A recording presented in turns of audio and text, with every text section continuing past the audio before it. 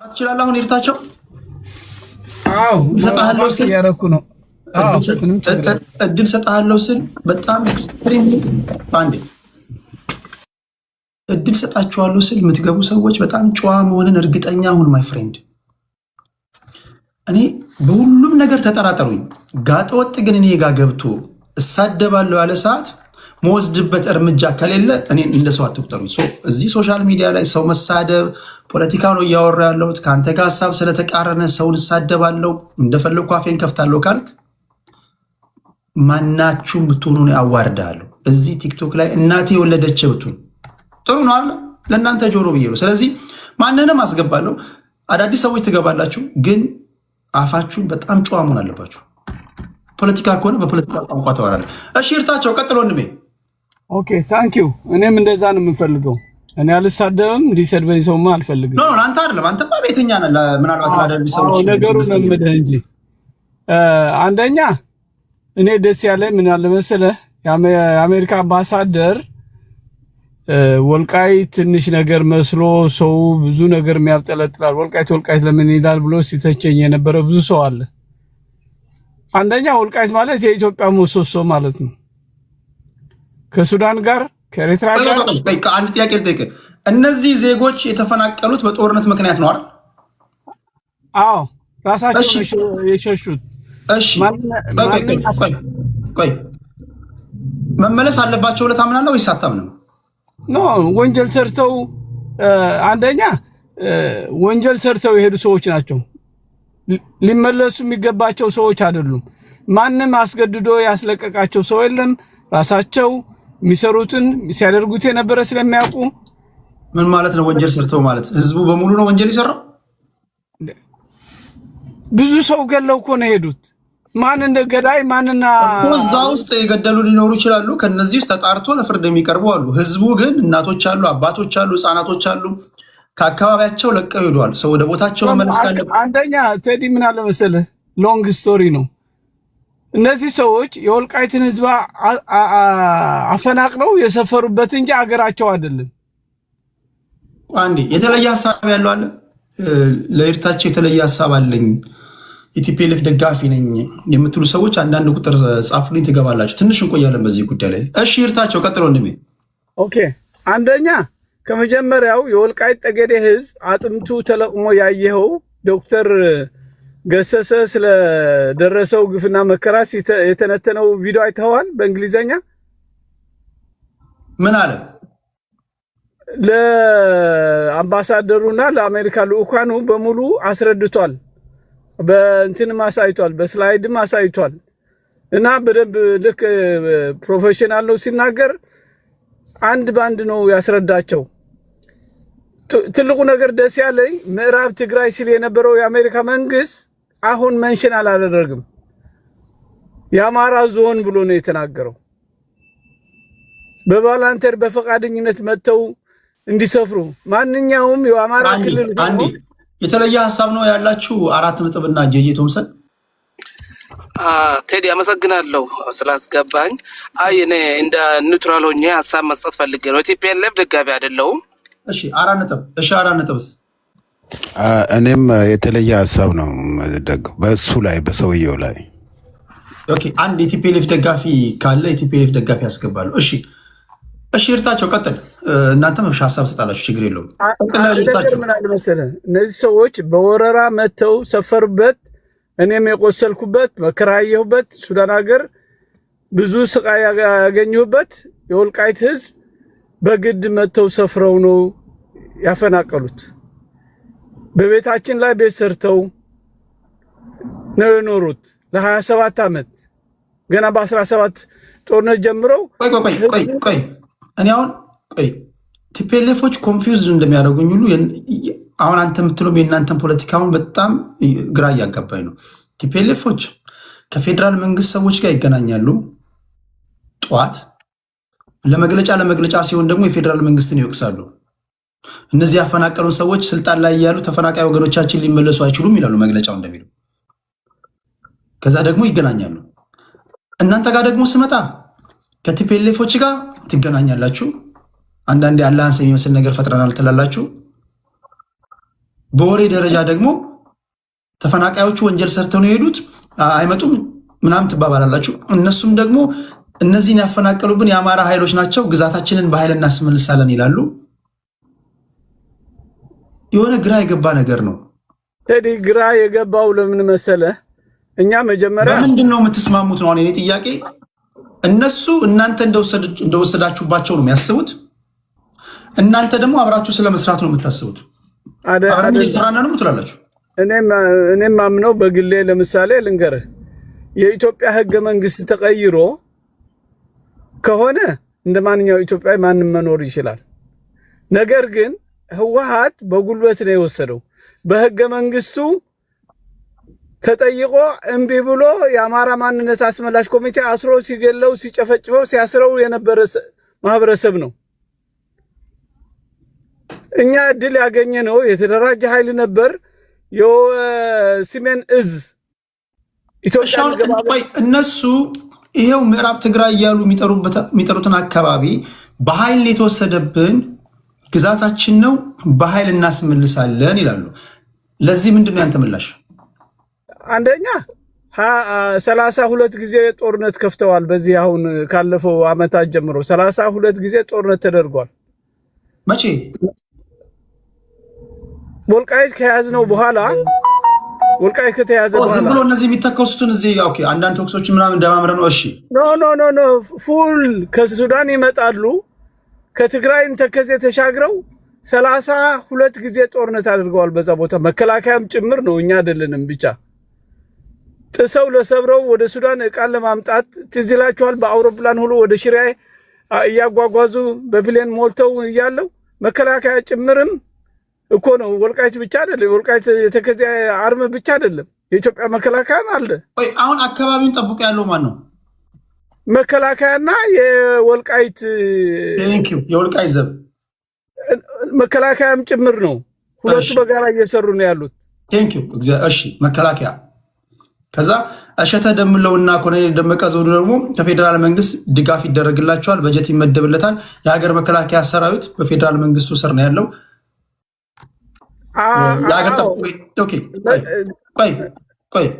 አሁን የሀገር መከላከያ ሰራዊት የወልቃይት ዘብ ሆኖ ከወልቃይት ጠባቂዎች ጋር አካባቢውን እየጠበቀ ነው አይደል?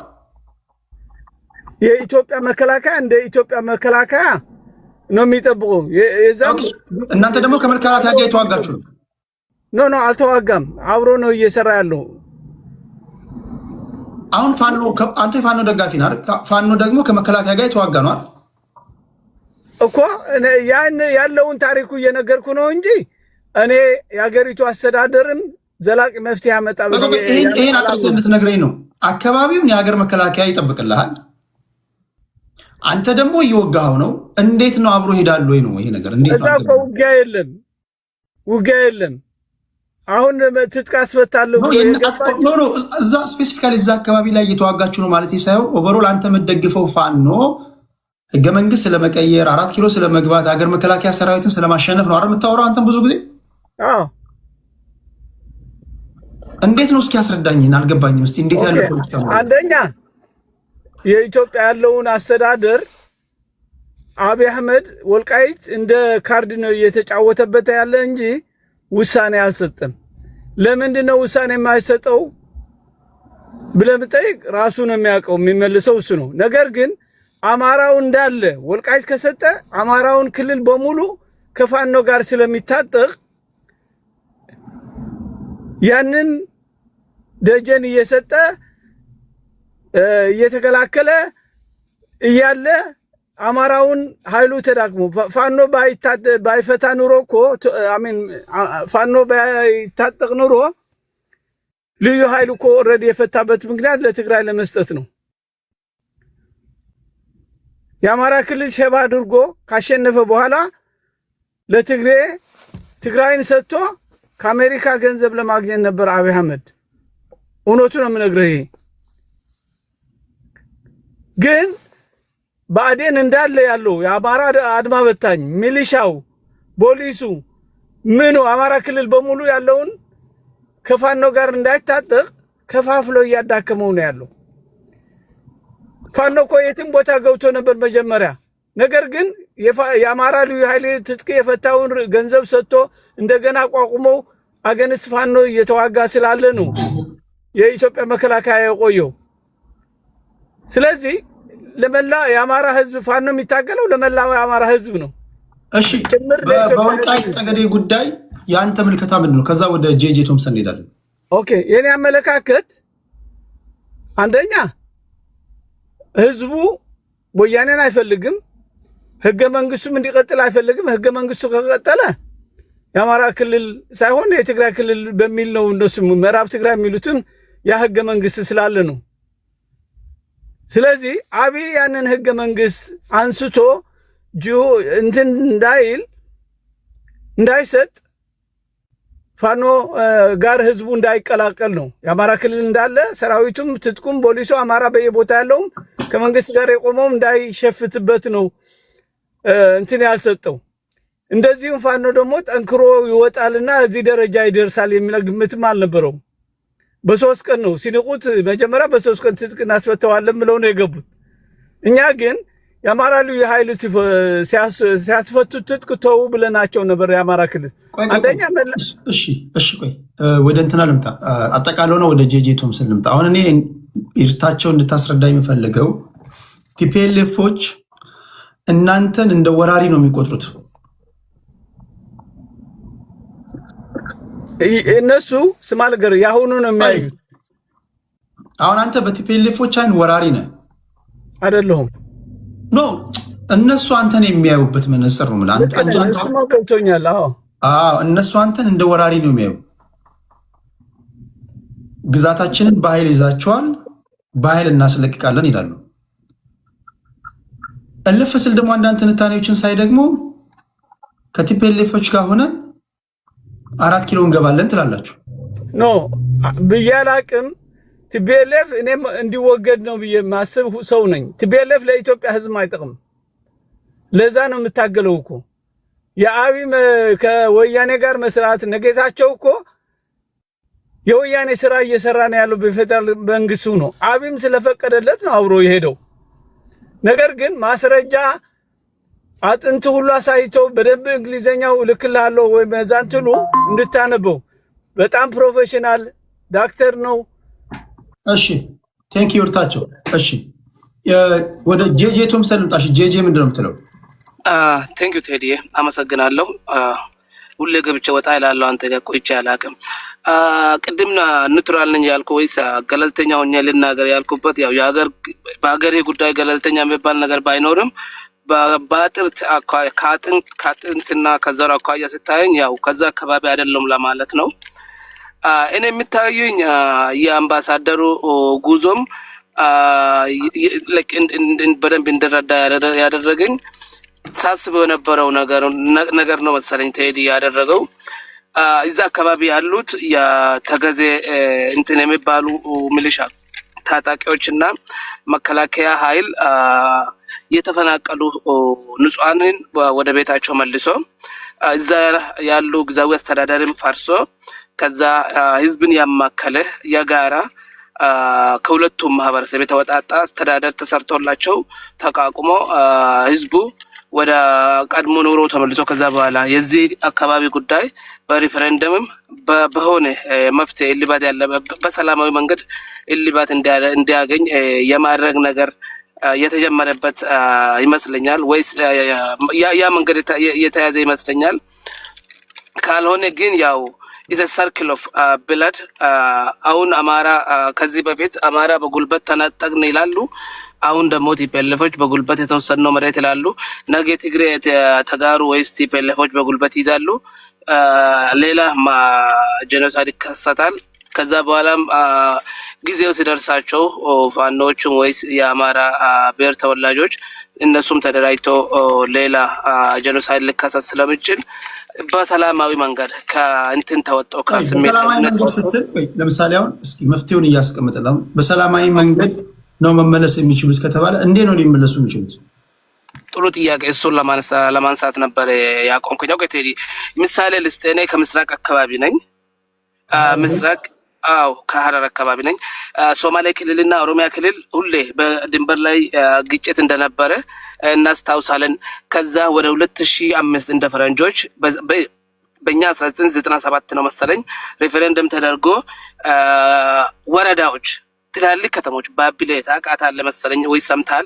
ጭነሰን የሚባል ትልቅ ወረዳ፣ ጉርሱም የሚባል ትልቅ ወረዳ በሬፈረንደም ምርጫ ተደርጎ ግማሽ ወደ ኦሮሚያ ክልል እንትን ተካለለ፣ ግማሹም ወደ ሶማሌ ክልል ተካለው ከቀበሌው ከትናንሽ ቀበሌዎች በስተቀር አሁን በሬፈረንደም ይሁን ቢባል ሁለቱም ኃይሎች ካሉበት ቴንሽን አንጻር እሺ አይሉ የሚሉበት እንትን ኦኬ አንደኛ ይሄ ነገር እኔ የሚታየኝ የእልህ ነገር የእልህ ፖለቲካ ሬፈረንደም ላድርግ ብትል አስቀድሞ ሬፈረንደሙ ሳይዘጋጅ እዛ አካባቢ የማይኖሩ ሰዎች በዚህ በኩል ያሉ ሰዎች አስርገው አስገብቷል፣ በዛ በኩል ያሉ ሰዎች አስርገው አስገብቷል ብለው አስቀድሞ ገና ውጤቱ ሳይታወቅ ቅሬታ የሚያሰሙ ኃይሎች ይፈጠራሉ። ያለመተማመን ነገር አለሽ። ምን ታደርጋለህ? ኦኬ ቴዲ ትሰማኛለህ? ይሰማለሁ? ትሰማለህ? በጣም አዎ ቴዲ ፕሮሰስ ሪፈረንደም ራሱ በፕሮሰስ ነው መምጣት ያለበት እንደኔ ማለት ነው።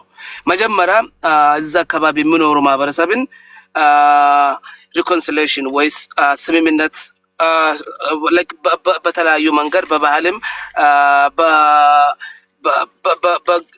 በተለያዩ ነገሮች እንትን አወያይተህ ሰላም እና ስምምነት ወደ ቀድሞ የአብሮ መኖር የመቻቻል የወዳጅነታቸው እንትን ወደ ወዳጅነታቸው ከተመለሱ በኋላ የቱን ነው የምትፈልጉት ነው እንጂ እሺ በብሔር ስም የተዋቀሩ በብሔር ስም የተከለሉ ክልሎች በሙሉ ቢፈርሱስ?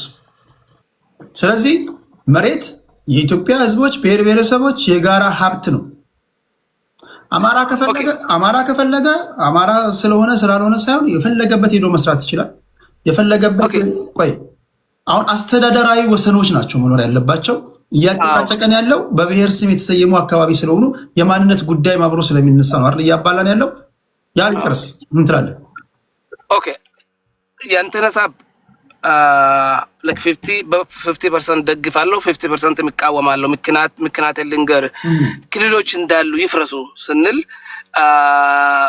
ኢስ ካይንድ ኦፍ ላይክ ኢምፖሲብል ለዚህ ክልል እንዲሆን የታገሉ በቋንቋቸው የመማር በራሳቸው ለማስተዳደር የታገሉ ከ60 እና ከ100 ዓመት በላይ መስዋዕትነት የከፈሉ ማህበረሰብ እንደ ማህበረሰብ አሉ።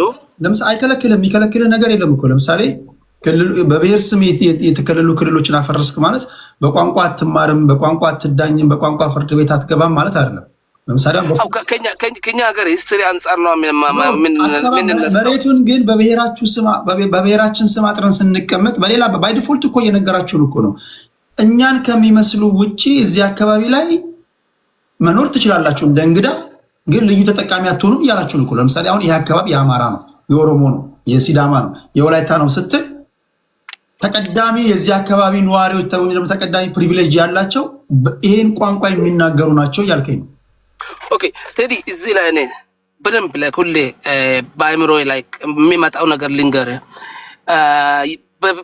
ብሔርን ያማከለ ክልሎች አይኑሩ ወይስ ይኑሩ ብሎ እንትን ብሎ ከመከራከር እና እዛ ላይ ቆመን ከምንጨቃጨቅ እንደኔ ሀገራችን ውስጥ በደንብ ትልቁ ችግር ብዬ የማስበው ጀስትስ ፍትህ ላይ አለመስራታችን ነው። ቴዲ አማራ ክልል፣ ኦሮሚያ ክልል፣ ሶማሌ ክልል ብሎ ክልሎቹ እንዳሉ ሆኖ ፍትህና እኩልነት ካለ ቴዲ ምንም እኔ ኦሮሞ ሆኜ ወይ ሶማሌ ሆኜ ኦሮሚያ ክልል ውስጥ ወይ አማራ ክልል ሄጄ ፍርድ ቤቱ ለዛ ብሔር ማያዳላ ከሆነ ማልኖርበት፣ ማልሰራበት፣ ማልገለገልበት፣ ማላስተዳደርበት ምክንያት አይኖርም። ምርጫ ተወዳድሬ እቅድን አውጥቼ አጀንዳዬን ለህዝቡ እንትን አድርጌ ህዝቡ ተቀብሎኝ ከመረጠኝ ማላስተዳደርበት ምክንያት አይኖርም ብዬ አስባለሁ።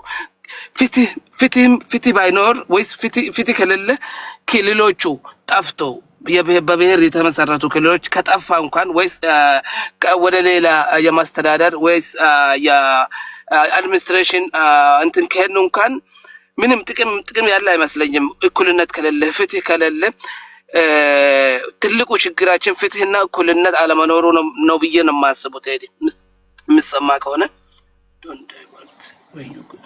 እዚህ ላይ አሁን ቆይ ልጨርስ ወንድም አለም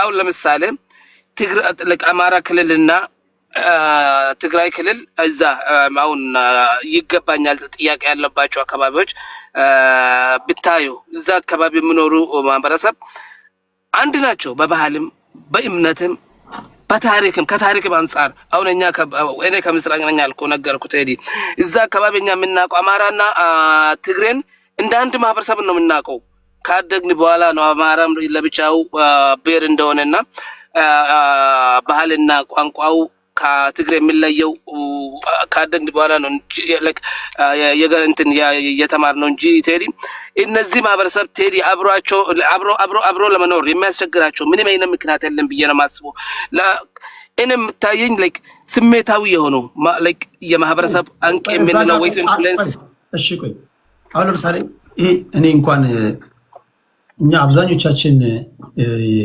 በተለይ በኢህአዴግ ዘመን የተወለዳችሁ ሰዎች ይሄንን ኦልሞስት ከ30 ዓመታት በላይ የሰማነው ዜና ነው አይደለም ሁላችሁም ሰምታችሁታል ባለፉት 30 ዓመታት ይሄ የወሰን ይገባኛል ጥያቄ ያልተነሳበት አካባቢ የለም እሺ ለምሳሌ አንቀጽ 48 ላይ የአከላለል ለውጦችን አስመልክቶ የክልሎች ወሰንን በሚመለከት ይላል ሕገ መንግስቱ ጥያቄ የተነሳ እንደሆነ ጉዳዩ በሚመለከታቸው ክልሎች ስምምነት ይፈጸማል ይለና የሚመለከታቸው ክልሎች መስማማት ካልቻሉ ግን የፌዴሬሽኑ ምክር ቤት የህዝብን አሰፋፈርና ፍላጎት መሰረት በማድረግ ይወስናል ይላል እሺ ሁለቱ ክልሎች ወይም ተወካዮቻቸው ካልተስማሙ የፌዴሬሽን ምክር ቤት ጣልቃ ገብቶ ይወስናል ይላል ባለፈው 30 ዓመታት እነዚህ ሰዎች ስልጣን ላይ በነበሩ ሰዓት ይሄን ችግር ለምን መፍታት ከበዳቸው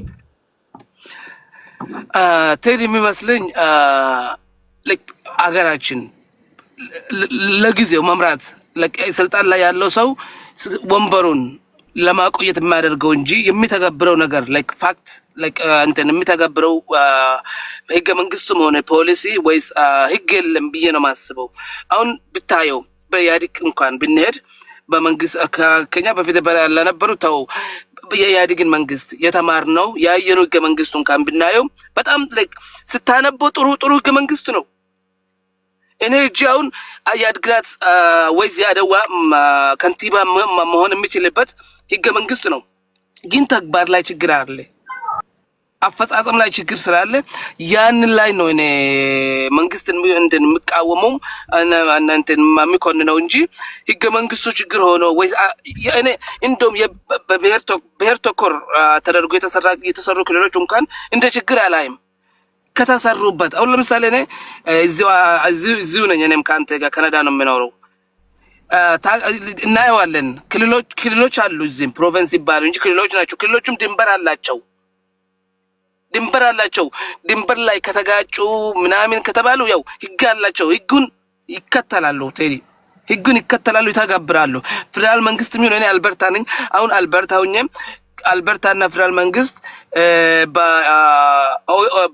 በዚህ በክላይሜት እንትን ጉዳይ ምክንያት ፍርድ ቤት ሁሉ ሄዶ አሁን አልበርታ አሸነፍን ብሎ ትላንት ዳንኤል ስሚስ ታንተና ፖስት ታደርግ አይቻለሁ ህገ መንግስት ለሁሉም የማያዳላ የፍትህ ስርዓት ብንገነባ ኖሮ በብሔር የተሰሩ ክልሎች እንኳን ችግር አይሆኑንም ብዬ ነው የማስበው ቴዲ እሺ እሱ እንዳለ ነው ግን አሁን አገር የሚባል አልገባውም የኢትዮጵያ የክልል አስተዳደር ፈርስት ክላስ የሚያስቀምጠው መጀመሪያ ለባለቤቱ ብሎ ለሰጠው ኦሮሚያ ክልል ከ20 ሚሊዮን የሚሆን ሌላ ብሔርና አማራ አለ መብት የላቸው የመናገር የመሰብሰብ በቋንቋቸው የመማር መደራጀት አይችሉም የመንግስት ስራ ማግኘት አይችሉም በህገ መንግስቱ የኦሮሚያ ክልል ህገ መንግስት እርንፍ አድርጎ የከለከላቸው ነው መጤናችሁ ውጡ ተብለው እየታረዱ እየተገደሉ ነው አይደል ቆይ አሁን ለምሳሌ አማራ ክልል ላይ ይሄ እኮ ሁሉም ክልል ያለ ችግር ነው አማራ ክልል ላይ ከአማርኛ ቋንቋ መናገር ማይችል አንድ ኢትዮጵያዊ ዜጋ ስራ ሊያገኝ ይችላል ኦፍ ኮርስ አማርኛ መናገር አንደኛ ስራ ተቀጥሮ መስራት ይችላል። እኔ ስራ እኮ ነው የግድ ኦፊስ መቀጠር የለበትም። እውቀት ከሌለ እዚህ አሜሪካ በእውቀት ነው የሚመዘነው አንድ ሰው ካልተማረ ምክንያት አድርገህ ነው እንጂ እዛ ያሉትን የኦሮሚያ ዞን ተብሎ ፓርላማ ሁሉ ጭምር አብሮ ይሳተፋል። የአገው የተባለው ዞን አብሮ ከብአዴን ጋር እኩል መብት አለው። በስራ ደሞዝ ዶክተር ሆኖ ማገልገል ይችላል። ኦፊሻሊ አማርኛ ካልተናገር ከየትም ቦታ ኢትዮጵያ ውስጥ መገናኘት መነጋገርም አትችልም። ቋንቋው የኢትዮጵያ ሆኖ ስለቆየ አሁንም እኮ ሌላ ብሔር መጥቶ እዚህ የሚናገረው ቋንቋውን ወይም አማራ ስለወደደ አይደለም፣ መግባቢያ ስለሆነበት ነው። አሁን እኮ እሱን እኮ አሁን በስራ ላይ አለ። አሁን ምን አይነት ነገር መሰለህ የተፈጠረው? ለምሳሌ ኢትዮጵያ የሚባል ሀገር አለ አይደለ? ኢትዮጵያ የምትባል ሀገር አለች። ከዛ ደግሞ በውስጧ ደግሞ የሚኖሩ ብሔር ብሔረሰቦች አሉ። በፌዴሬሽን ምክር ቤት ተመዝግበው የተቀመጠ 76 ብሔር ብሔረሰቦች አሉ። እነዚህ 76 ብሔር ብሔረሰቦች የራሳቸው ቋንቋ አላቸው፣ የራሳቸው ባህል አላቸው፣ የአሰፋፈራቸው ቦታ ይታወቃል፣ የራሳቸው ትውፊት አላቸው። አሁን ፌዴራሊዝም ስትል ለአገዛዝ ፌዴራሊዝም አሁን እኛ ጋር የሆነው መሰለህ፣ እኛ ጋር የሆነው ኢትዮጵያ በምትባል ሀገር ውስጥ እነዚህ ክልሎች ሌላ ሀገር ናቸው። ቪዛ ነው እንጂ የማይጠይቁት ወይም ደግሞ የራሳቸው ገንዘብ መገበያያ ገንዘብ ነው እንጂ የሌላቸው ባንዲራ አላቸው። ባለፉት 7 ዓመታት የሆነው ነው የምነግራቸው፣ የተፈጠረው ነው የምታውቁት ነው። ምንም መናገር አያስፈልግኝም። ልዩ ኃይል አላቸው። የአንዳንዶቹ ልዩ ኃይል ደግሞ የፌዴራል መንግስትን ሊገዳደር በሚችል ደረጃ ነው። ለምሳሌ አሁን የትግራይ ልዩ ኃይል ኢትዮጵያ ውስጥ ያሉ 9ኙም ክልሎች 8ቱም ክልሎች 2ቱም ከተማ መስተዳደሮች ኮምባይን ብታደርጓቸው ሊገዳደር የማይችል ልዩ ኃይል ያላቸው ሀገር ናቸው። እንዲሁ ዝም ብለን ነው እንጂ ኢትዮጵያ እያለን የነበር ነው። ውስጣችን 9 ሀገሮችና 2 ከተማ መስተዳደሮች ነበሩ የነበሩት። ስለዚህ አሁን ዜጎች ላይ ራሱ የተፈጠረው ስሜት ምንድን ነው? አክት የምታደርገው እንደ ሀገር ነው። ለዛ ነው ውጣልኝ፣ ግባልኝ፣ የኔ ነው ምናምን የምትለው። የሞትኩለት ነው፣ የተሰዋሁለት ነው፣ ከነዚህ ውጭ አይኖሩም፣ መኖር የለባቸውም፣ እኔ ነኝ መጠቀም ያለብኝ ምናምን የምትለው ማለት ነው። አሁን ያለንበት ነባራዊ ሁኔታ ይሄ የመጣንበት መንገድ ካገዳደለን፣ ሰላም ካልሰጠን፣ ከከሸፈ ፕላን ቢው ምንድን ነው ነው? አሁን ፌዴራሊዝሙ በተለይ ይሄ በቋንቋ ላይ መሰረት ያድርጎ ተግባራዊ እንዲደር ያውም ደግሞ ፌዴራሊዝም እኮ አይደለም በነገራችን አይደለም ፌዴራሊዝም ሊሆን የፌዴራሊዝም መልኩም የለውም የኛ ሀገር ፌዴራሊዝም። በነገራችን ላይ ፌዴራሊዝም እኮ ማለት ከቀበሌ ጀምሮ ዜጎች በመረጧቸው ሊቀመንበሮች መተዳደር ሲጀምሩ ነው። ለምሳሌ የቀበሌ ሊቀመንበራችሁን እናንተ በምታደርጉት ምርጫ ነው የምትመርጡት። የወረዳ አስተዳዳሪዎችን እናንተ ህዝቡ ነው የሚመርጠው። የከተማ ከንቲባዎቻችሁን እናንተ ናችሁ የምትመርጡት። የዞን አስተዳዳሪዎችን እናንተ ናችሁ የምትመርጡት። የክልል አስተዳዳሪዎቻችሁን እናንተ ነው የምትመርጡት። ምኑ ነው ፌዴራሊዝም የምትለኝ? እኛ ሀገር የሆነው እግዚአብሔር ምስክሬ ነው። እንደው እግዚአብሔር በኪነ ጥበቡ ጠብቆን ነው እንጂ እንድንፈርስ እኮ ተቀባብለው ነው ያስቀምጡና እንድንፈርስ ነው አቀባብለው ያስቀምጡና አሁን መፍትሄው ምንድን ነው? ይሄ ውጣልኝ ግባልኝ የሚለው ነገር ሰክኖ እንደ ሀገር እንድናስብ አልፎም ተርፎም ደግሞ በውስጣችን ያሉ ብሔር ብሔረሰቦች መብታቸው ተጠብቆ እንደ ዜጋ መኖር እንድንችል አስተዳደራዊ ወሰኖች ወይም ደግሞ እነዚህ ክልሎች እንዴት ባለ ሁኔታ ነው መዋቀር ያለባቸው ትላላችሁ? ይርታቸው ስል ገብቶበታል። ወደ አያሌው ልሂድና ሀራ እንሰማለን። አያሌው እንኳን ደህና መጣ ወንድሜ። እንዴት ናችሁ? ሁላችሁም ሰላም እያለሁ በአጋጣሚ ላይ የሆነ ሀሳብ ሲነሳ ሰምቼ ለዛ ማረሚያ ለመስጠት ነው የገባሁት። ብዙ አልቆይም፣ ሌላ ቀን በሌላ ጊዜ መለስበታለሁ። በጣም ጥሩ ርዕስ ነው ያመጣኸው፣ ግን እንደ አጋጣሚ የማይመቸን ዛሬ ከወልቃይት ጋር በተገናኘ ከተፈናቃይ ጋር በተገናኘ ልጁ ያነሳውም ጋሽርታቸው ያነሱትም በተወሰነ መልኩ መስተካከል ያለበት ይመስለኛል። የወልቃይት በአማራ ብሔራዊ ክልላዊ መንግስት የወልቃይት ጠገዴ ሰቲት ሁመራ ዞን አስተዳደር ተፈናቃይን በተመለከተ ግልጽ የሆነ አቋም እንዳለው ከሰዎቹ በተደጋጋሚ ሰምተናል። በእነሱ አባባል ተፈናቃይ ወደ ቀጠናው አይመለስ የሚል አቋም የላቸውም። በየትኛውም ጊዜ ተፈናቃዮች እንዲመለሱ እንፈልጋለን የሚል ግልጽ አቋም ነው ያላቸው። እንደ ፕሪኮንዲሽን የሚያስቀምጡት ከነሱ ጋር ተጃምሎ በወያኔ ዘመነ መንግስት ይገድለን የነበረ ያሰቃየን የነበረ ዘር ማጥፋት የፈጸመብን አካል ግን ተንቀርቅቦ ተመርጦ በህግ ነው መጠየቅ ያለበት እንጂ በተለይ ጸጥታ መዋቅር የፖለቲካ ሊደርሽፕ ላይ የነበረ አካል መግባት የለበትም የሚል ግልጽ የሆነ አቋም ያላቸው። ይሄ በዛ መታረም አለበት። ከዛ ባለፈ አንዳንድ የሚያነሷቸው አሉ። ለምሳሌ በሰፈራ ጊዜ የመጡ ከዛው ቀድሞ ይኖሩ የነበሩ ምናምን የሚሉ አንዳንድ መለያዎች አሏቸው።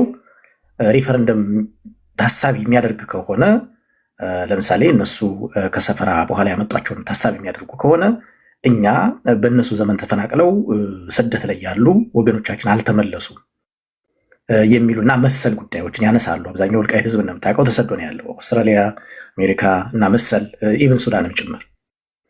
ስለዚህ ይህን የሚመለሱት ከዚህ ከሪፈረንደም ጋር የተገናኘ የሚሆን ከሆነ ሌላ ጥያቄ አለን ብለው በይደር የሚያስቀምጡት ነገር አለ። ዞሮ ዞሮ ግን በመመለሳቸው ላይ ጥያቄ የላቸውም። እኔ እንደሰማሁት እንደዛ ነው። ከልጁ ካነሳው የሶማሌና የኦሮሚያ ክልል የፈቱበትን አውድ ያነሳው የሶማሌና የኦሮሚያ ክልል የወሰን ወይም የድንበር ግጭትና የወልቃይት ጉዳይ ይለያሉ። ለምሳሌ እኛም አካባቢ ከሌሎች ክልሎችም ጋር ጥያቄዎች አሉ። የወልቃይት ግን የሚታይበት ትንሽ ለየት ያለ ነው። አንደኛ የወልቃይት ጉዳይ የሄደው ከክልሎች ህገ መንግስት መዋቀር በፊት ገና ወያኔ ከፌዴራል ህገ መንግስት መዋቀር በፊት ወያኔ ትጥቅ ትግል ላይ በነበረበት ጊዜ ነው የሄደው። ስለዚህ አሁን ያለው ህገ መንግስትም ሊፈታው አይችልም።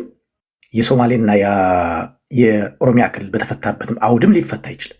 ይሄ አንድ ላይ መደረግ መቻል አለበት። ህገ መንግስት ሳይጸድቅ የሆነን ጉዳይ ከዛ በኋላ በመጣ ህገ መንግስት ልትፈጥረው የምትችልበት አውድ የለም። ምናልባት በቀናነት ዝም ብለን ኦኬ ውሾን ያነሳው ውሾን ካልሆነ በስተቀር ሌጋሊ አያስኬድም። ህግ ከመርቀቁ ከመጽደቁ በፊት የሰራው ወንጀል ላይ ህጉ ከጸደቀ በኋላ ልትጠይቅበት አትችልም። ከዛ በፊት ነው፣ ከዛ በኋላ በሚሆን ጉዳይ ነው የምትዳኝበት። እና ህገ መንግስቱ ላይ ትንሽ በዚህ መልኩ መረዳት የሚያስፈልግ ይመስለኛል። ሁለተኛው የወልቃይት ጉዳይ ከጊዜ ብቻ ሳይሆን ከጂኦፖለቲክስ ጋር የሚታይ ነው። ኢትዮጵያ ከሁለት ሀገራት ጋር በድንበር የምትገናኝበት ነው። በጣም ሲሪየስ የሆነ የጂኦፖለቲክስ አጀንዳ ያለበት ቀጠና ነው። እንዲያው ዝም ብለህ ሳምበዲ ተነስቶ ሀሳብ የሚሰጥበት ሳምበዲ እንዲሁን እንዳይሆን የምትልበት አይነት ነገር አይደለም። የሀገርን ሉዓላዊነት የሀገርን ቀጣይነት ታሳቢ ባደረገ መልኩ ነው የወልቃይት ጉዳይ ሀሳብ የሚሰነዘርበት። እንደ ሌሎች አካባቢ ባሉ ጥያቄዎች አይን የሚታይ አይደለም። የነ አምባሳደር ማሲንጋን ብለው የነ ጌታቸው ረዳ ተደጋጋሚ ጉዞ የማሲንጋ እንኳ አንድ ጊዜ ይመስለኛል ነገሩን የአማራና የትግራይ ከማድረግ ያለፈ ነው ትርጉም። ጉዳዩ የምስራቅ አፍሪካ ፖለቲካ ላይ ተች የሚያደርግ ስለሆነ በዛ በኩል የሱዳንን የሁለቱን አማጽያን ትከታተላለህ ብዬ አስባለሁ። በዚህ በኩል የሻዕቢያ ጉዳይ አለ። እንደገና ከሁሉም ጋር አንሶላ የሚጋፈፈው የወያኔ ጉዳይ አለ። ይሄ የኢትዮጵያን ቀጣይነት የኢትዮጵያን የሀገረ መንግስት ቀጣይነት በጥንቃቄ ለማየት የሚያስችል እና የሚገባ ነገር ነው። የአምባሳደር ማሲንጋ ንግግር ወይም ጉዞ ንግግሩ ሳይሆን ጉዞ ከዛ አውድ መታየት መቻል ያለበት ይመስለኛል። ሰውየው ተናገረ የተባለውን በተመለከተ ግልጽ ነው የተናገረው፣ በጽሁፍም ጭምር በቃልም።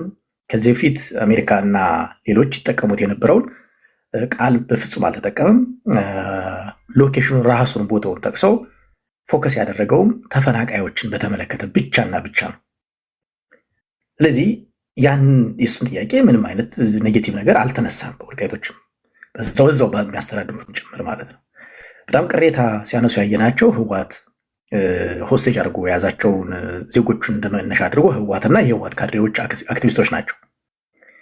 እሱ ብቻ አይደለም። በኋላ ጌታቸው ረዳም ያልተባለና የሌለ ነገር በሪፖርተር በኩል የሆነ ነገር ሊክ አደረገ ተብሎ ትናንትናና ዛሬ አጀንዳን የነበረው በአጠቃላይ የማሲንጋ ጉዞ ከተፈናቃይ መመለስና ከጂኦፖለቲክሱ ጋር የሚገናኝ ነገር አለው። ይሄኛው ወደኋላ የምናየው እንደሚሆኑ የቀጠናዊ ፖለቲክሱን በተመለከተ ከመፍትሄ አንጻር እኔ ፕሮፖዝ የማደርገው አንደኛው ቅድም አንተ መጀመሪያ ላይ ተቻረከው ቴዲ፣ የክልሎች የአስተዳደር መዋቅር ከማንነት መዋቅር መውጣት መቻል አለበት የሚል ጽኑ እምነት አለኝ።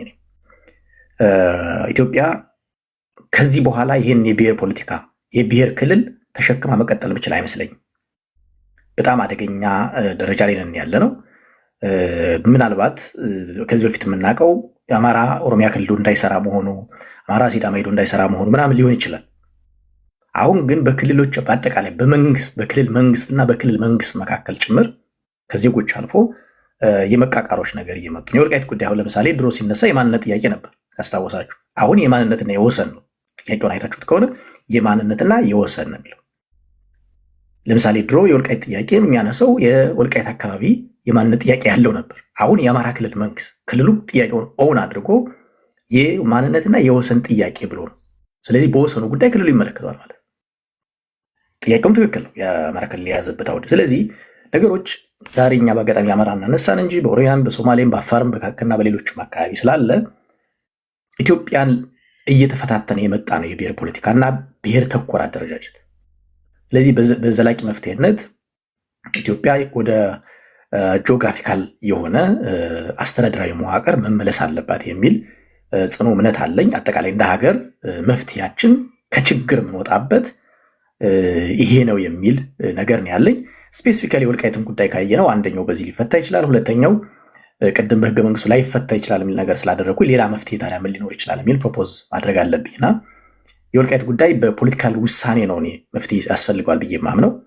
ምክንያቱም መጀመሪያ የሄደው ከህገ መንግስቱ በፊት ስለሆነ አሁን ያንን ህገ መንግስት አምጥተን እንዳኘው ብንል የሚያስኬደን የህግ ማዕቀፍ የለም። በግሌ በህገ መንግስቱ ይዳኝ ቢባልም የሚያሰጋኝ ነገር የለም። በግሌ ጥያቄ መጠየቅ እችላለሁ? ሊጨርስ ሀሳቡን ጨርስ። የሚያሰጋኝ ነገር የለም። ነገር ግን የተሻለው አሁን ከመፍትሄ ትመርጣለህ፣ የተሻለው መፍትሄ የትኛው ነው ብትለኝ ፖለቲካል መፍትሄ መስጠት የተሻለ ነው ብዬ አምናለሁ። የዛን አካባቢ ቀጠናዊ ጉዳይ በጣም ሲሪየስሊ ማየት ይጠይቃል። ቴዲ በጣም በርካታ እጅ ያለበትና እሳት ወይም ፈንጅ የተጠመደበት ፈንጅ ወረዳ ነው የዛ አካባቢ። ስለዚህ ዝም ብለህ ብድግ አድርገህ የአንድ ቀበሌና የአንድ ወረዳ አይነት ነገር ተደርጎ የሚታይ ነገር አለም። ሰው ይህን የሀገሪቱ መላው ፖለቲከኞች ሲዳማ በለው ደቡብ በለው ጋምቤላ በለው ቤኒሻንጉል በለው ስለሚመለከታቸው የሀገር ጉዳይ ስለሆነ ኢንቮልቭ አድርገው ፖለቲካዊ ውሳኔ እንዲሰጥበት ማድረግ እየተሻለ ይመስለኛል። አይ ያ አይሆንም፣ ከዛ በኋላ በረቀቀ ህገ መንግስት ይፈታ ከተባለ እሱ ሌላ ፌዝ ነው የሚሆነው። እዛ ላይ ሌላ ሀሳብ የምናገረው ይኖራል ማለት ነው። ጨርሻለሁኝ። ጥያቄ መጠየቅ ትችላለህ ሳልወርድ። እንትና ምን አልክ ይርታቸው? ሀራን እንስማው። አይ የተናገረው ነገር እኔም ያልኩት ነገር ነው። አንደኛ እነዚህ ሰዎች ባለፉት 27 ዓመታት ራሳቸው በጻፉት ህገ መንግስት ያልፈቱት ችግር ነው። እንደ ትኩስ ድንች እንዲቀባበሉ የመጣ ጉዳይ ነው። አሁን ኦኬ፣ በአንድ ወቅት ገዱ አንዳርጋቸውን አስገድደው የሆነ ቦታ ላይ ተፈራርመው እንደነበር የምታውቁት ነው። ከተፈራረመ አጸደቀልን ምናምን ተብሏል። እሱም ደግሞ የተናገረውን ሰምታችኋል። ከዛ በኋላ መተማመን የሌለበት ሁኔታ ነው የነበረው። ህገ መንግስቱ ችግራችንን ሊፈታ አይችልም አሳይቷል። ለምን በተለይ ባለፉት 27 ዓመታት የነበሩ ሰዎች ህገ መንግስቱን ጻፉት እንጂ ህገ መንግስቱን በአግባቡ ራሱ የተረዱት አይመስለኝም። አንዳንድ ጊዜ በሁለት ወሰኖች መካከል ወይ በሁለት ክልሎች መካከል የወሰን ይገባኛል ጥያቄ ከተነሳ በፌዴሬሽን ምክር ቤት ይፈታል ይላል። እኔ እንግዲህ እስከማውቀው የፌዴሬሽን ምክር ቤት ፈታቸው የተባሉ የወሰን ይገባኛል ጥያቄዎች የትኞቹ እንደሆኑ እንኳን አብዛኞቻችን እኔ ማቀው እንኳን የለም አይደል? ተፈቱ ማይነር የሆኑ ነገሮች እንጂ ከዛ ውጭ የምታውቁት ነው። የወሰን ይገባኛል ጥያቄ የሌለበት ቦታ የለም ኢትዮጵያ ውስጥ። አሁን ይሄ ከሆነ አገር የሚያሳጣን ከሆነ ይሄ ቋንቋን መሰረት አድርጎ የተፈጠረው ፌዴራሊዝም እያጠፋፋን ከሆነ የአንድ ሀገር ዜጎች ሆነን አንተ እንግዳ አንደኛው ደግሞ ነዋሪ፣ ሌላ ቦታ ስትሄዱ ደግሞ እናንተ እንግዳ ሌሎቹ ነዋሪ እያደረገን ከሆነ እንደ ሀገር እንዳናስብ ካደረገን ዜጎቻችንን እየገደለ እያፈናቀለ ከሆነ መፍትሄው እንዴት ነው መሆን ያለበት? አስተዳደር ወሰኖች ምንድነው መሆን ያለበት በሚለው ጉዳይ ላይ እግረ መንገዳችሁንም እንድትሄዱ ነውና አያሌውን ከልብ ነው ማመሰግነው። ሀራ የምትለው ነገር ካለ የተወሰነ ደቂቃ ልስጥና ወደ ሀራ ይሰማል? ይሰማል። እሺ ምን ትላለህ? አጠቃላይ መፍትሄው ምንድን ነው የሚሉ አፍሪካ ዩናይትድ ነው እንዴ? አዎ ጽፌልህ ነበር እኮ አላየህም እንዴ? አላየሁትም። አራ ሚዲያ ብለህ ስትመጣ አላስገባም ስትለኝ ጻፍኩልህ በቅንፍ አድርጌ ነው እንዴ? ከአራ ሚዲያ ብለህ ስትመጣ እኔ እኮ ሌላ ሰው መስሎኛል። እሺ እና የህወሓት ፖዚሽን ይታወቃል። ኮምፕሊኬትድ ማድረግና ጉዳይ ድሮም እኮ የድንበር ጉዳይ ጥያቄ ከተነሳ በትግራይ ክልል ውስጥ የተከለሉት ነዋሪዎች መጀመሪያ ጥያቄ የሚያነሱት በህገ መንግስቱ መሰረት ለትግራይ ክልል ምክር ቤት ነው። ያ እንዳይሆን አግቷቸው ነው እኮ ኮሚቴ ተቋቁሞ ቀጥታ ወደ ፌዴሬሽን ምክር ቤት የመጣው አሰራሩን ሙሉ በሙሉ ጥያቄ ራሱ እንዳይጠይቁ እንዳያነሱ በማፈኑ ማለት ነው። ስለዚህ ህወሓት ይሄ ጉዳይ እንዲፈታ 100% አይፈልግም። የድንበር ኮሚሽን ሲቋቋም ሲያጥላላ ነበረ። ኬሪያ ኢብራሂም ናት እሷ የፌዴሬሽን ምክር ቤት የለቀቀችበት ምክንያት እኮ በዚህ ኬዝ ነው። ስለዚህ ህወሓት 100% ችግሩ እንዲፈታ አይፈልግም ድሮ። ምክንያቱም ቤዚክ የሆነ የኢንተረስትና የትግራይ እንትን እስከ ጋምቤላ ድረስ እኮ ካርታ የሳለ ነው የምናውቀው ነው። ስለዚህ ለመፍታት ዝግጁነት የለም። ስለዚህ መፍትሄው ምን ይሁን በሚለው ላይ ነዋሪዎች ተመልሰው ኢቭን ኢፍ እኮ እንትኑ የራሱ አሁን ያለው ፖለቲካ መፍትሄ ካልሆነ በቀር በፕሮሲጀሩ ይፈታል ካልክ የሚፈታ እኮ ፖዚሽን የላቸውም እነሱ 100% ማለት ነው።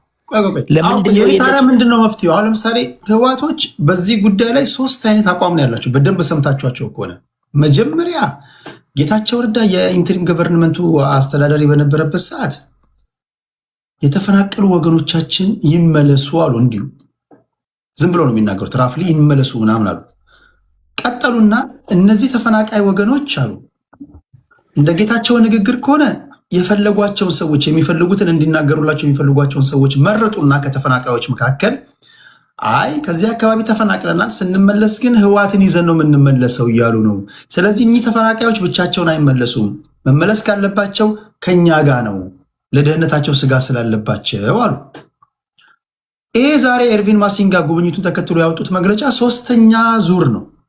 3ኛ ዙር ምን ማለት ነው?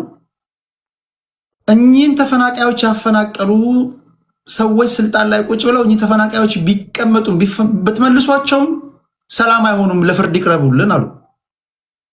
ይሄ እንዴት አልኩ እኮ ያ ህወሓት ፖዚሽኑን እኮ ግልጽ ነው።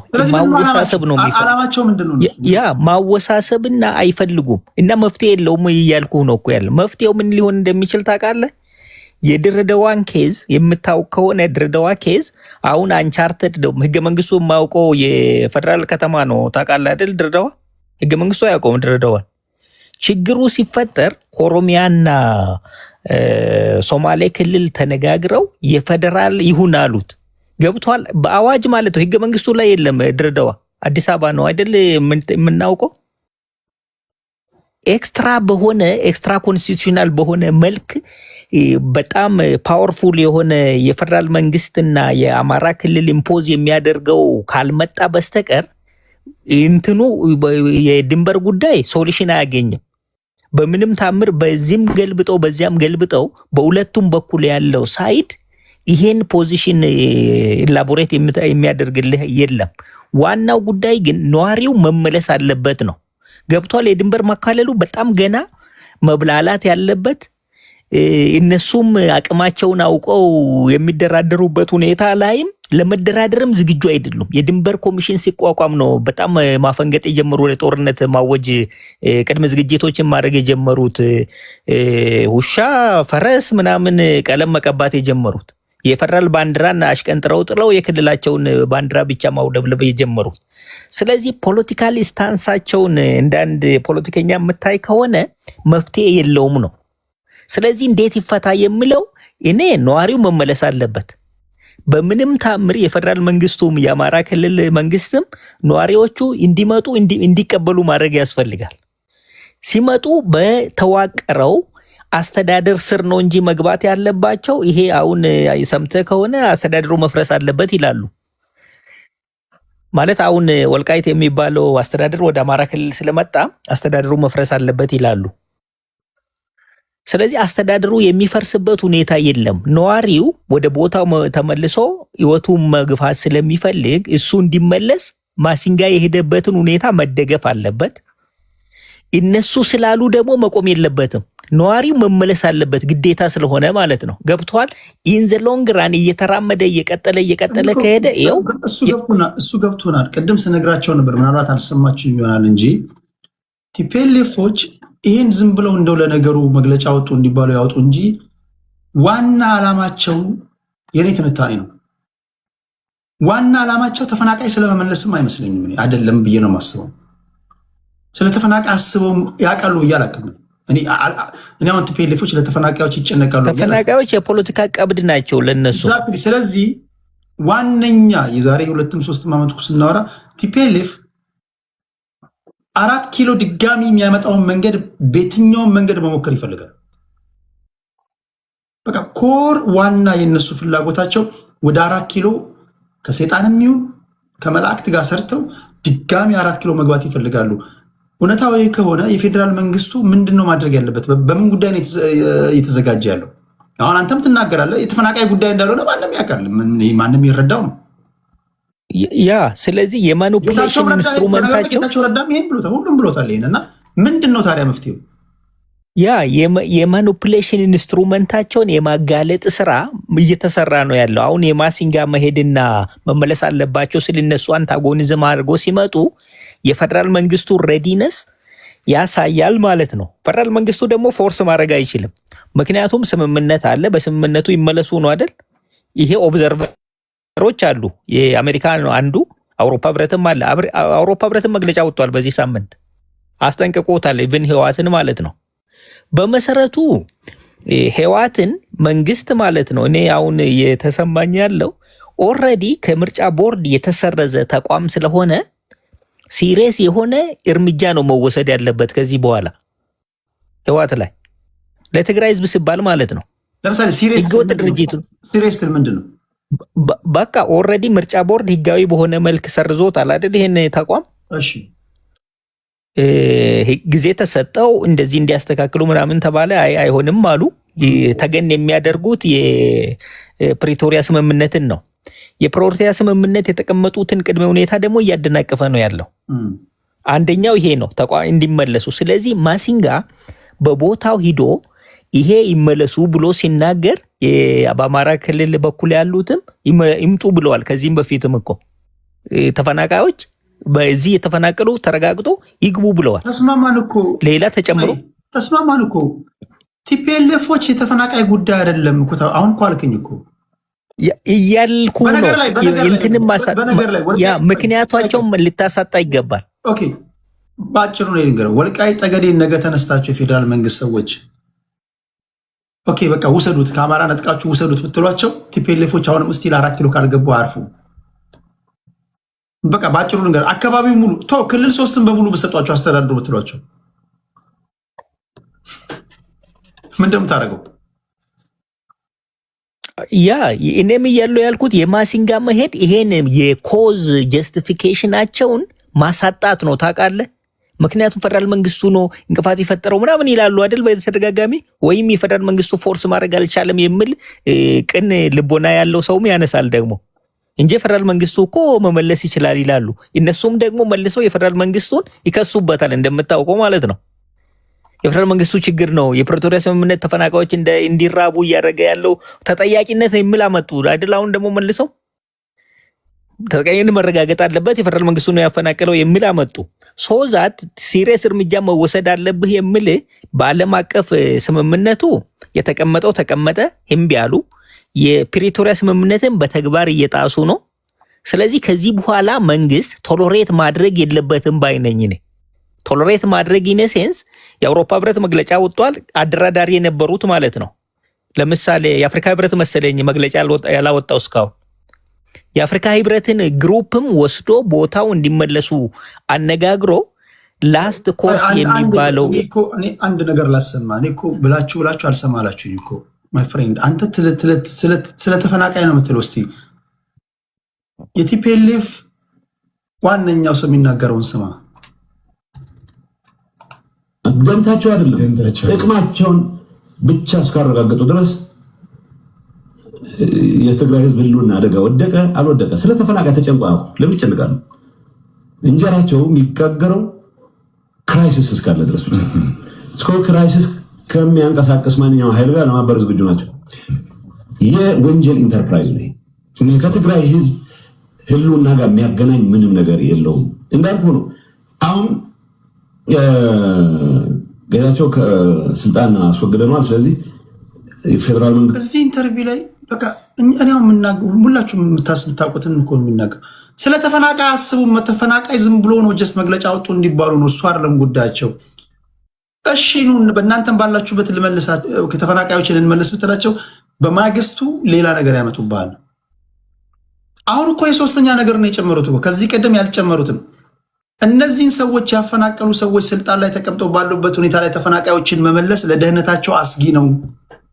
እነዚህን ያፈናቀሉ ባለስልጣናቶች ለፍርድ ይቅረቡልን እኮ ነው የቲፒኤልኤፍ መግለጫ እያለ ያለው። ተጨማሪ ሶስተኛ አዲስ ነገር ነው። በሌላ አባባል አዲስ አይደለም። ገባኝ። ተፈናቃዮች ሊመለሱ አሁን ኤርቪን ማሲንጋ ሜዳ የአሜሪካ መንግስትም የአውሮፓ ህብረትም መጣ ሊመለሱ ሲመስላቸው ዙሩን ያከሩታል። አዲስ አይደለም ቴዲ።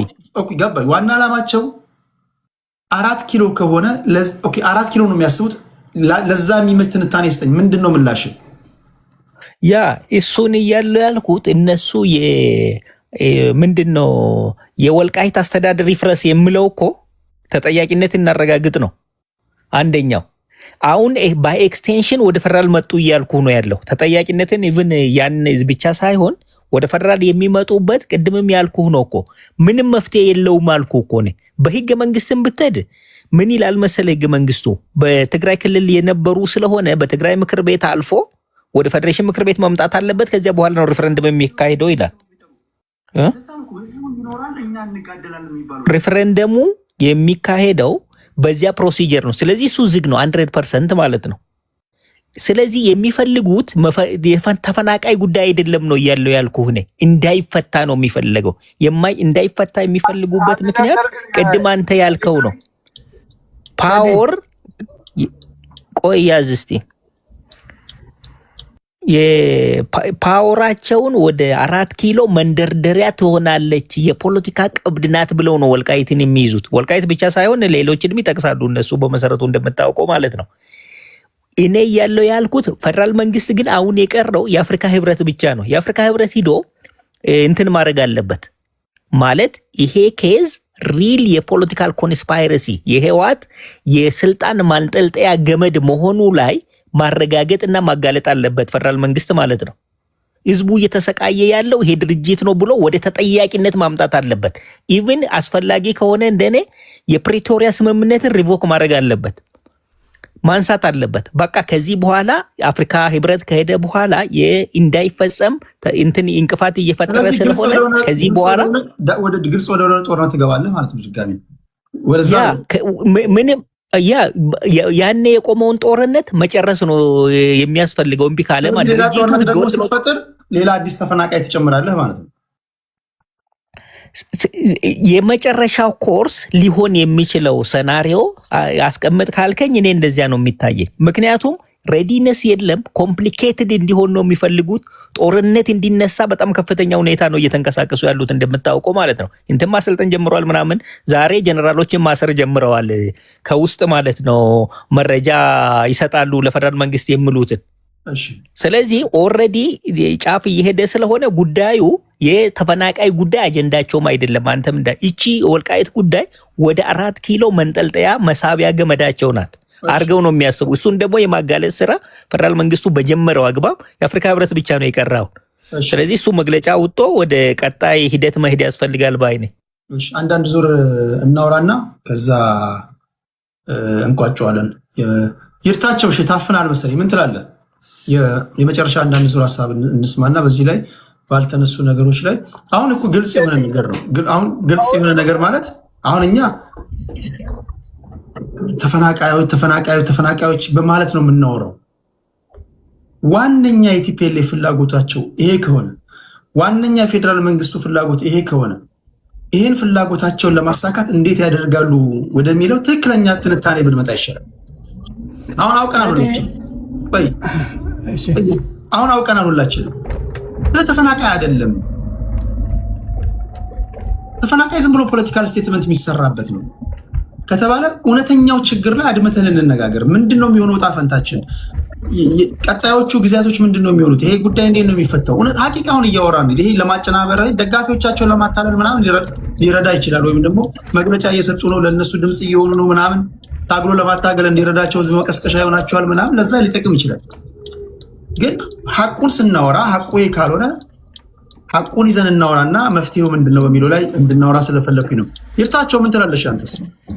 ኦኬ አንድ ነገር ምን አለ መሰለ፣ ወያኔ የሚፈልገው የወልቃይት አስመላሽ ኮሚቴ ፈርሶ ሰራዊቱ ፈርሶ ወያኔ ሓርነት ትግራይ ከነሙሉ ትጥቁና ህዝብ ደግሞ 1,500,000 ያልነበረ ዝም ብሎ መዝግቦ የያዛቸዋል ወደ ወልቃይት መጥቶ ሊያሰፍርበት የፈለጉ እዛ ያለው የወልቃይት ህዝብ እንደገና ለማፈናቀል ማለት ነው።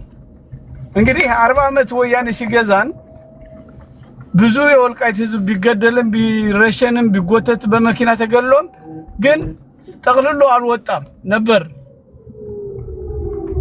ለዛ ነው የማንነት ጥያቄ ከዛ ሆኖ አብረው ተታገሉ ከወያኔ ጋር ደርግ ለመጣል የተታገሉ ነው።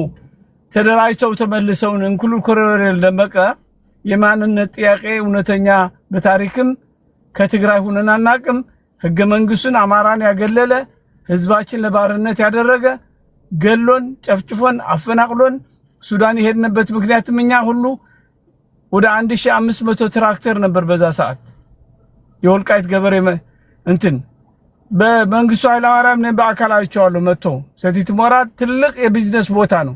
በጣም ትልቅ ልማት ቦታ ነው። ቃፍታ ሞራ ወረዳ ማለት ነው። 4 ወረዳዎች ናቸው ቁልፍ ቦታ። ወያኔ ትግራይ ለማስገንጠል በምን መልኩ ነው ትግራይ ስትገነጠል ኢትዮጵያ ስትፈርስ ትግራይን በቂ መሬት ማግኘት አለባት። ወልቃይት ወረዳ፣ ቃፍታ ሞራ ወረዳ፣ አውራ ወረዳ፣ ጠገዴ ወረዳ፣ ጠለምት ከጎንደር የተወሰደ መሬቶች ይሄ የተወሰደው መሬት አገር መሆን የሚችል ነው። በዚህ ትናንሽ አገሮች ኢሮብ ውስጥ የሆኑ አገሮች አለ አይደል? በስፋቱ አገር እንኳን የመሃል ቦታ ነው ወደ ጎንደር የወሰዱት ትግራይ ተጠቃሚ ለማድረግ። ስለዚህ ህገ መንግስቱ መፈርሶ ቅድም ያንን የብሔር ብሔረሰቦች ምናምን ሊሆን ህገ መንግስቱ ተቀይሮ ካልሆነ መስተካከል የሚቻለው በዚህ ህገ መንግስት መፍትሄ ሊገኝበት አይችልም። ለመጨቆን የተሆነ ተብሎ የተሰራ ስራ ነው። አማራ ብቻ ነው ከመሬቱ የጉምዝ አሁን በቤኒሻንጉል ተብሎ የተከለለው የጎጃም መሬት ነው መተከል። አዲስ አበባ ሁሉ የሸዋ ክፍለ ሀገር ግዛት ነው።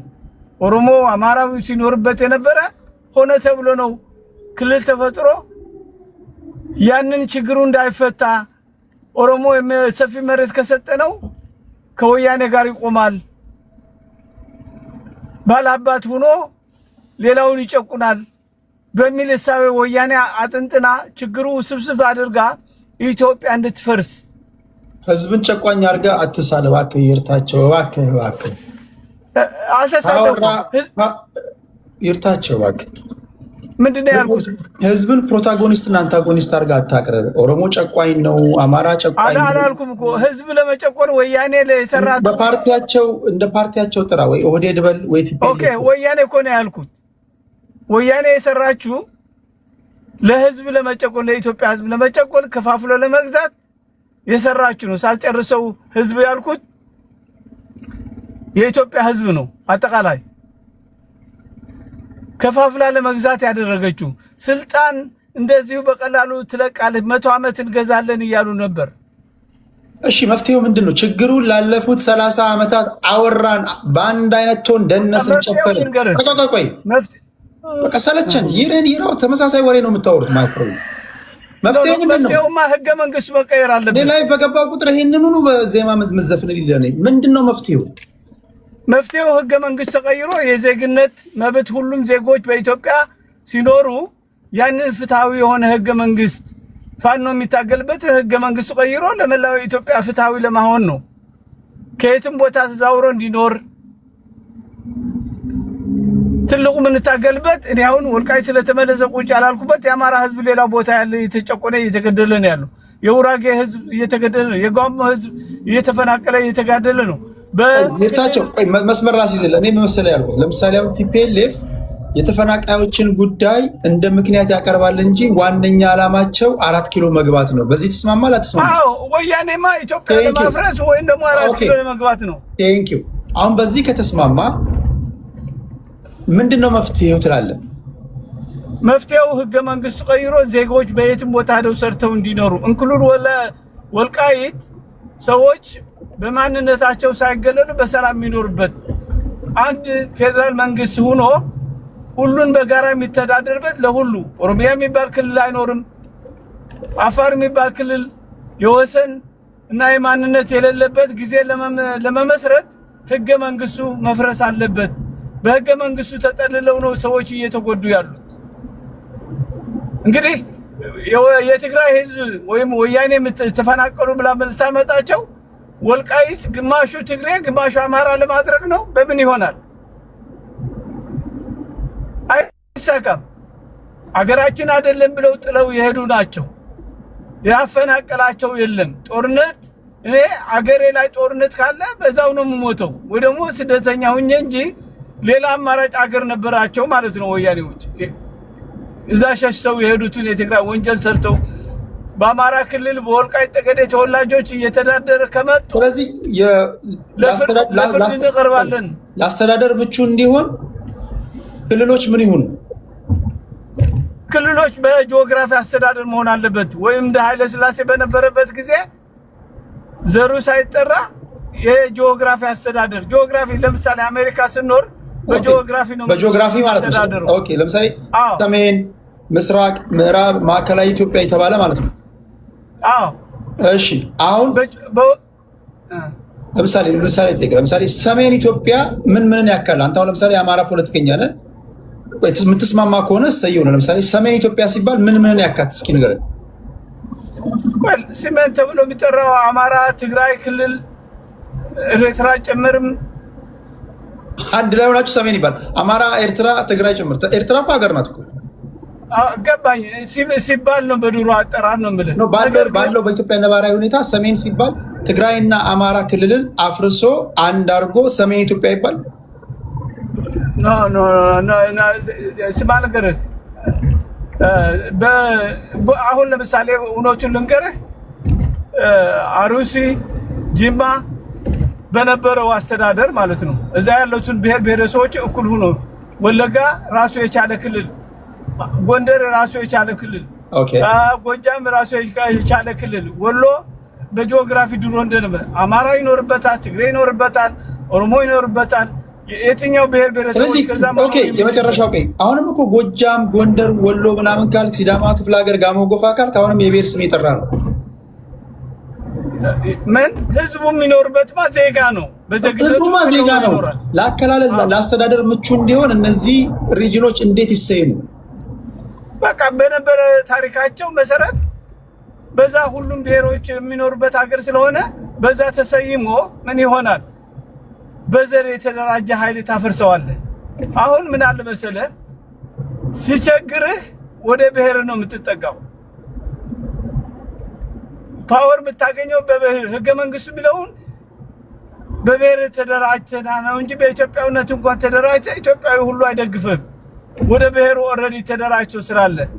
ስለዚህ የኢትዮጵያ ህገ መንግስት ከተሻሻለ ቴዲስ የፈለከው ብሔር ሁን፣ እኔ በኢትዮጵያዊነትን አላማህን አይቼ ስራህን አይቼ ደግፋለሁ።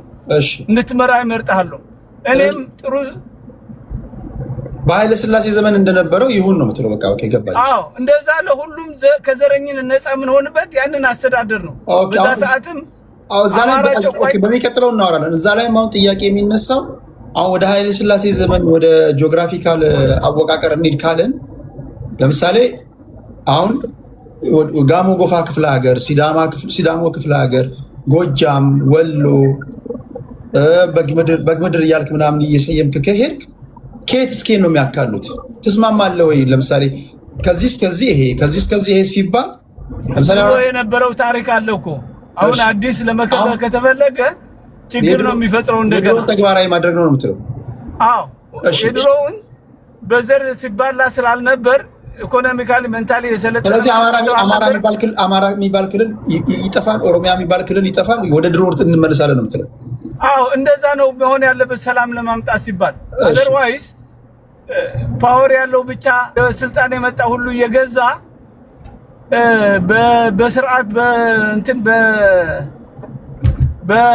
በፍትህ ላይ መቆም አንችልም። ስርዓቱ ኦልሬዲ ዘረኛ ስላደረገን በዘራችን ተደራጅተን ከዘራችን ውጪ እንደ ሁለተኛ ዜጋ ስለምናየው ማለት ነው። ስለዚህ በዛ ነው ኢቨንቹዋሊ መሆን ያለበት ብያምናለሁ። ጨርሻለሁ። የነዳሁ ስላለው ሶሪ። ጄ ቶምሰን እንስማና አያሌውንና ሀራን ሰምተን እናጠቃልላለን የዕለቱን ፕሮግራም። ጄ ቶምሰን ምን ትላለሽ አንተስ? እሺ መፍትሄው ምንድነው መሆን ያለበት? መፍትሄው ከዚህ ውጥንቅጥ ለመውጣት ምንድነው መፍትሄው? ቴዲ ቴንኪዩ አመሰግናለሁ። እኔ የሚመስለኝ ያው ብዙ እናወራለን ሁሉም እዚህ ላይ ወጥቶ ችግር እንትን ማለት እንጂ መፍትሄውንና እንዴት ከዚህ እንደምንወጣ አተኩረን ስናወራበት አይታይም። እኔ የሚመስለኝ ይህ የወልቃይትና ጠገዴ ጉዳይም ምንም ዩኒክ የሚሆንበት ምክንያት የለም። ችግር ይፈጠራል፣ መለያየትም መጋጨትም አለ። ምላስና ጥርስ እንኳን ይጋጫል ይባላል። መፍትሄው ላይ ብናተኩር የሚል እንትን አለኝ ሀሳብ።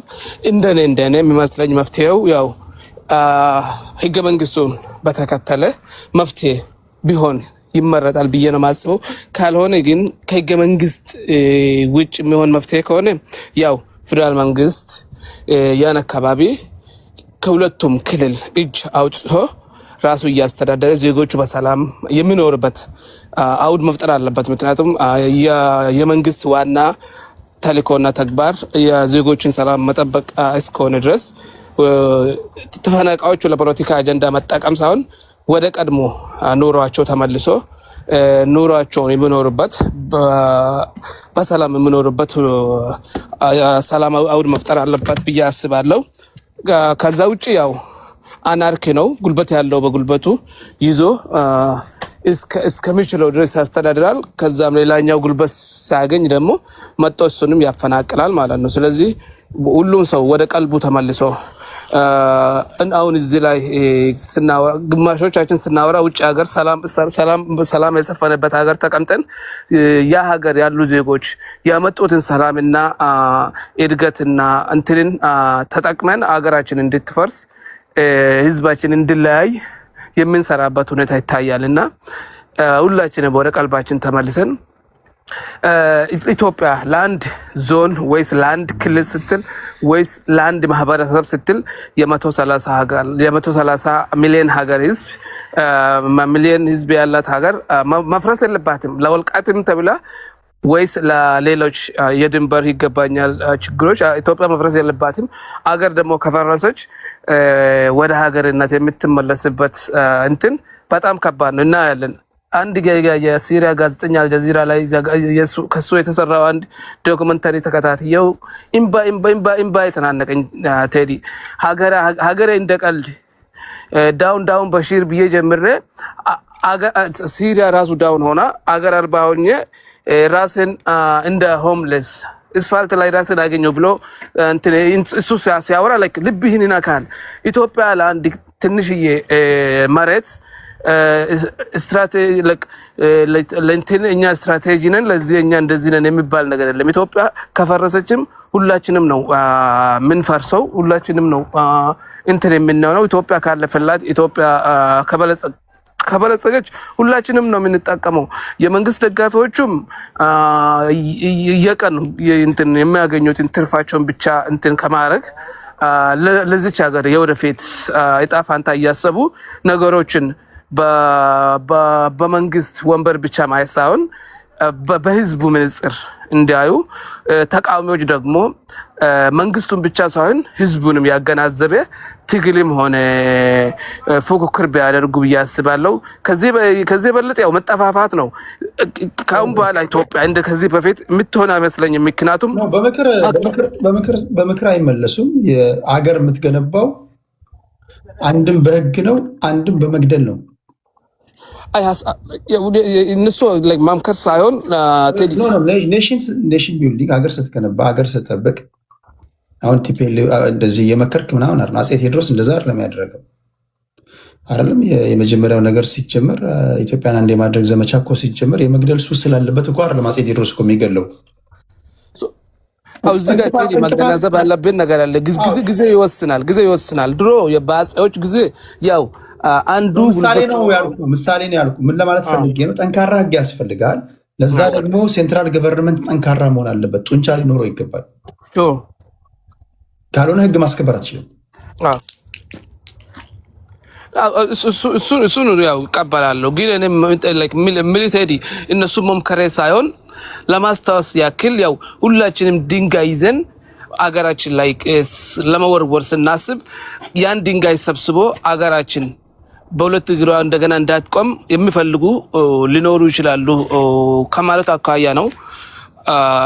እንደ መፍትሄ ማስበው እሱን ነው እኔ የምታየኝ። ምክንያቱም እኔም አሁን እኔ ማነሳቸው የተፈናቀሉ እንደ ደም ከቆጠር ነው አሁን አፋርና ሶማሌ ክልል ድንበር ላይ የተጋጩና ሲጋጩ ገርበኢሴ፣ አደይቱና እንዱፎ የሚባሉ 3 ቀበሌዎች እዛ አካባቢ ሲኖሩ የነበሩ ሶማሌዎች እንዳሉ ተፈናቅሎ እስካሁን ድረስ በፌደራል መንግስት መከላከያ ኦራል መኪና ተጭኖ ከዛ ቀበሌዎች ተጭኖ ወደ ሶማሌ ክልል እየተወሰዱ እስካሁን ድረስ ዱንካን ውስጥ ሻራ ውስጥ ያሉ የተፈናቀሉ ዜጎች አሉ።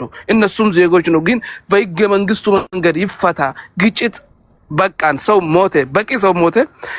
ለዚህ ሁለቱ ማህበረሰብ ወይ ለዚህ ትንሽ ማህበረሰብ አንድም ነፍስ ትልቅ ነች ብዙ ነች። ግን ስታይ በማጆሪቲ አካያ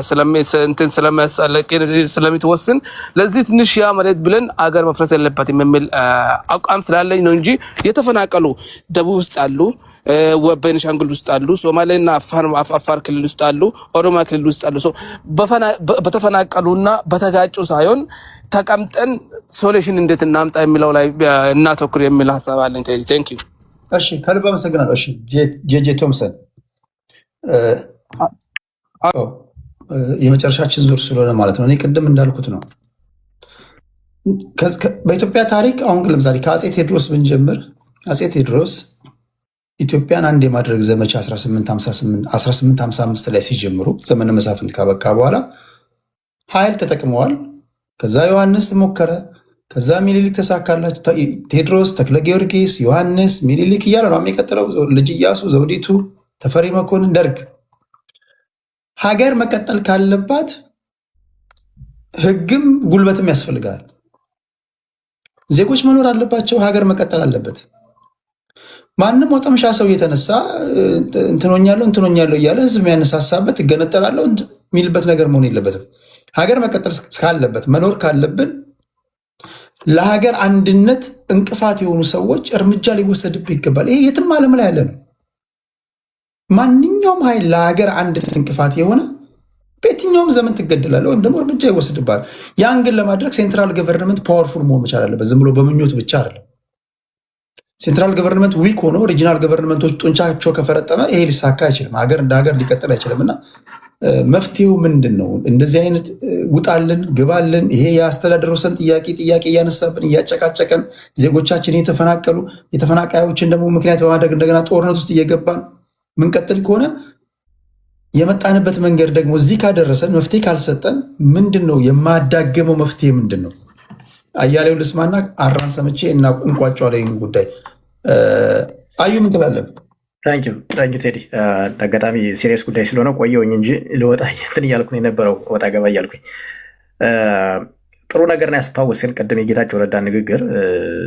ከዚህ በላይ ህዋትን እኛ ከምንናገረው በላይ ራሳቸው ሲናገሩት የበለጠ እውነት ይሆናል እና ህዋት ማለት የወንጀል ኢንተርፕራይዝ ነው ያለው።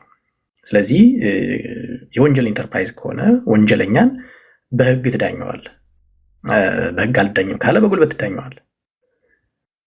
እንግዲህ እነዚህ ሁለት መፍትሄዎች የሚመለከተው አካል መፈጸም አለበት ብዬ አምናለሁ።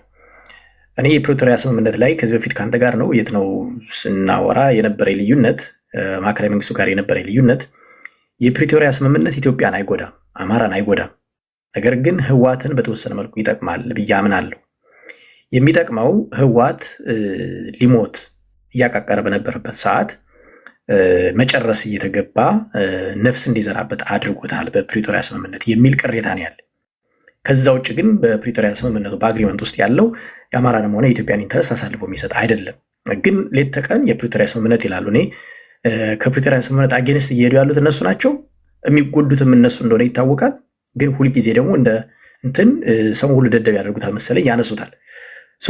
አሁን የፕሪቶሪያ ስምምነትን ሪቫይዝ ማድረጊያ ጊዜ ይመስለኛል። እኔም ቅድም ሀራምነክ አድርጎታል። ከዛ ባለፈ የህግ ማስከበር ጉዳዮች ትኩረት ሊሰጣቸው ይገባል የሚል እምነት አለኝ። አንደኛ በህግ የተሰረዘ ድርጅት ነው። ሁለተኛ ወንጀል ኢንተርፕራይዝ ነው። ባይዞኛ ውስጥ አማራ ክልል ውስጥ የሚደረግ ጦርነት ውስጥ ቀጥተኛ ተሳትፎ ነው ያለው ህወሓት። ያው የእኛ ጉዳይ ስለሆነ በእኛ ጉዳይ ላይ ስለማንናገረው ማዕከላዊ መንግስቱን ይጠቅም ይሆን በሚል ብዙዎቹ ስለሚያፈኑት ነው እንጂ ቀጥተኛ ተሳትፎ ነው ያለው። ስለዚህ ወንጀል ኢንተርፕራይዝ እንትን የተባለው እኛም ጋር እያረፈብን ያለው እና እኛን ተጠቅሞ ማዕከላዊ መንግስትን ካዳከመ በኋላ ከዛ በኋላ እሱ አቅም ሲኖረው ሊሞክር ይችላል ወደ ማዕከላዊ መንግስቱ። አሁን ራይት ነው ያለው፣ እንደዛ ነው። በዘላቂነት ቅድም ካነሳው አንጻር ወልቃይትን ከሁለቱ ክልል ማውጣት ያልከው ማን ነው? ጀጄ ይመስለኛል። እሱ ትክክለኛ የመፍትሄ አማራጭ ነው ብዬ አላምንም።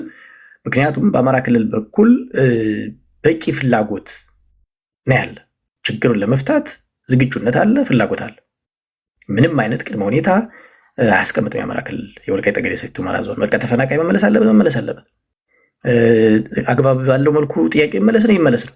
አይመለስም አላለም፣ አልደረደርም አላለም፣ ሪፈረንደም አላደርግም አላለም፣ የፖለቲካ ውሳኔ አላሰጥም አላለም። ስለዚህ በአንደኛው ወገን ዊሊንግነስ ባለበት ሁኔታ ሌላኛው እብሪተኛ ስለሆነ የማይሆን አማራጭ ፕሮፖዝ አይደረግም።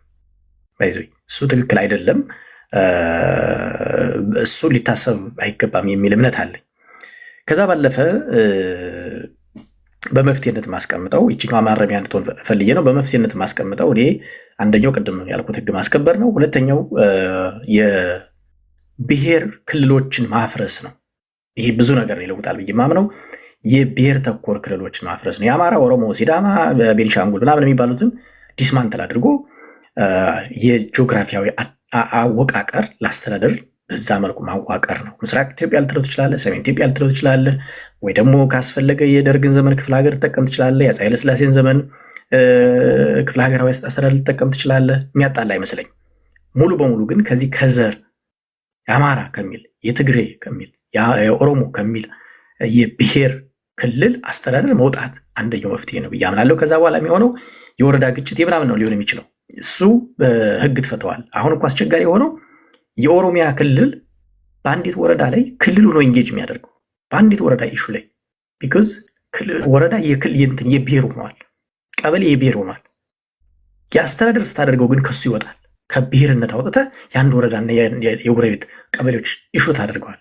አሁን መፍታት የተቸገሩበት ምክንያት እንደዛ ስለሆነ ነው።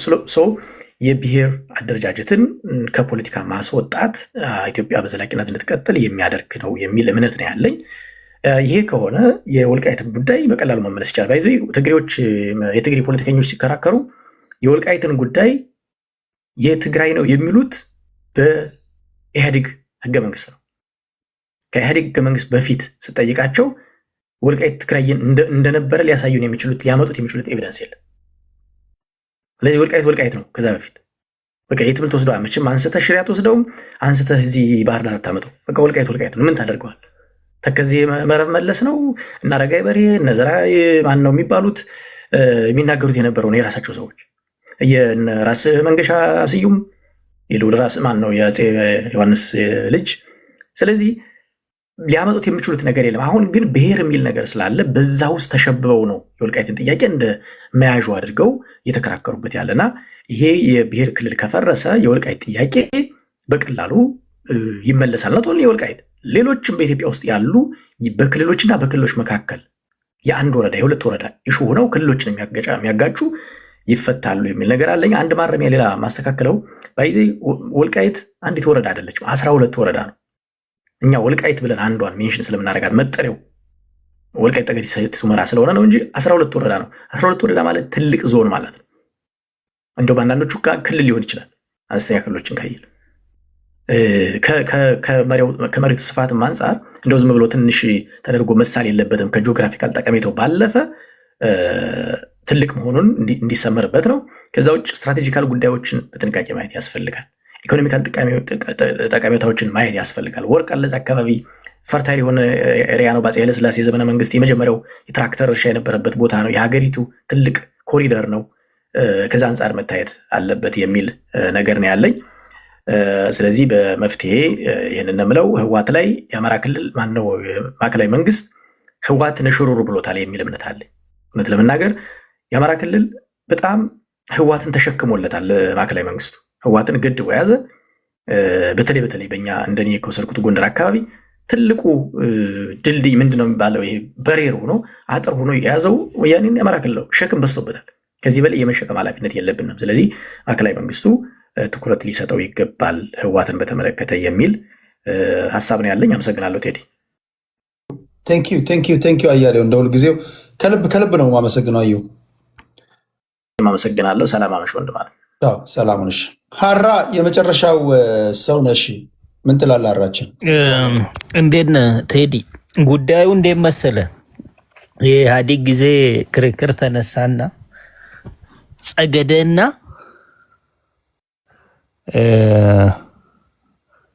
ጸገደና ምንድነው በእናትህ